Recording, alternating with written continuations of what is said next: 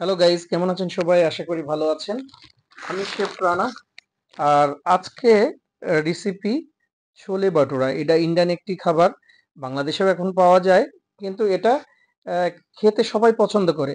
So guys, আজকে আমি বানিয়ে দেখাবো যে ছোলে বাটুরা কিভাবে বানাই। আর সেটা বানানোর জন্য ফার্স্টে আমি এখানে নিয়ে নিচ্ছি ময়দা। এখানে 300 গ্রাম মতন ময়দা নিয়েছি, আর এর সাথে মিক্স করে দিচ্ছি আমি চালের গুঁড়া যে চাল দিয়ে আমি ভাত রান্না করি সেইটাই গুঁড়া করে নিয়েছি। আপনারা চাইলে সেটাও নিয়ে নিতে পারেন। আর এখানে আমি অ্যাড করে দিচ্ছি 2 চামচ সুজি। এটা মিক্স করে নেব একসঙ্গে। এটা মিক্স করে রেখে সাইডে রেখে এখানে আমি একটা ডিম নিয়ে নিয়েছি, আর এর মধ্যে দিয়ে দিচ্ছি পরিমাণ মতো লবণ, 1 চামচ চিনি, 2 টেবিল চামচ পরিমাণে তেল, 1 চামচ বাটারটা না দিলেও চলে। এখানে ছোট চামচের হাফ চামচ দিয়ে দিচ্ছি বেকিং পাউডার, দিয়ে এটা মিক্স করে নিয়ে এর মধ্যে দিয়ে দেবো 1 চামচ পানি। এটাকে আমি ভালো করে একসঙ্গে মিক্স করে নিই।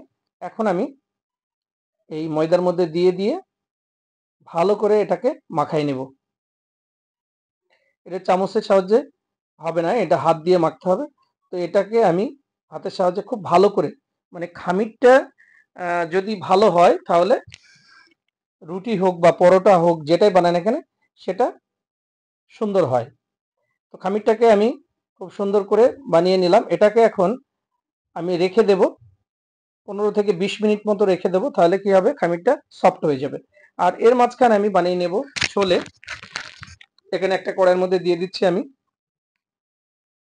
অল্প পরিমাণে তেল, আর চপ করা রসুন, চপ করা পেঁয়াজ, চপ করা কাঁচামরিচ দিয়ে এটাকে একটু নাড়াচাড়া করে এর মধ্যে আমি দিয়ে দেব চপ করা টমেটো।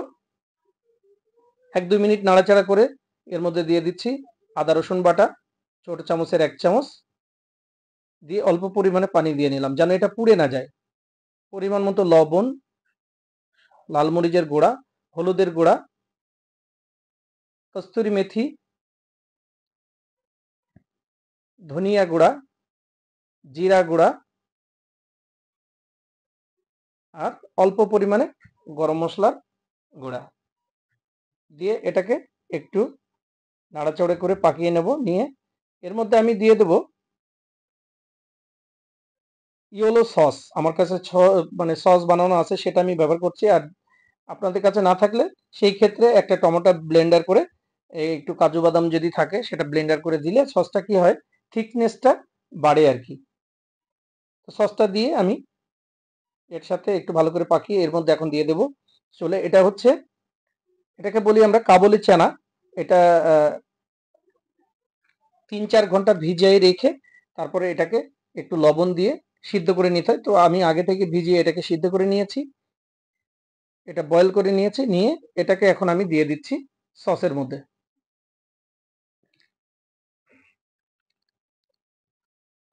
সসের মধ্যে দিয়ে 1 চামচ দিয়ে দিলাম টমেটো সস।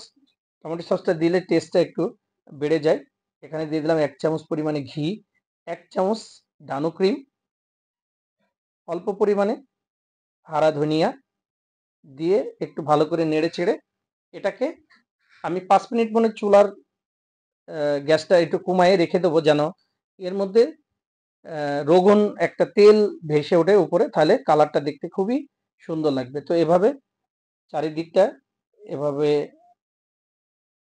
আমি 5 মিনিট এটাকে চুলায় রেখে দেব। দেখতে পাচ্ছেন এর কালারটা কত সুন্দর হচ্ছে, উপরে তেলগুলা ভেসে উঠেছে। তো এটা আমার রেডি হয়ে গেছে, এখন আমি বানিয়ে নেব। এদিকে আমার খামিরটা রেডি হয়ে গেছে। এটার নাম হচ্ছে ছোলে ভটুরা। তো ছোলে আমার বানানো হয়ে গেছে, এখন বানাবো আমি মানে ভটুরা একদম মানে বাটির মতো দেখতে।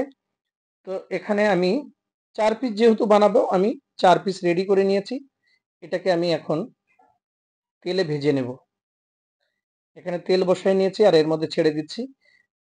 দেখেন যে এটা কি পরিমাণে ফুলে ওঠে, দেখে বুঝতে পারছেন একদম বালিশের মতন হয়ে গেছে, একদম দেখতে অসাধারণ।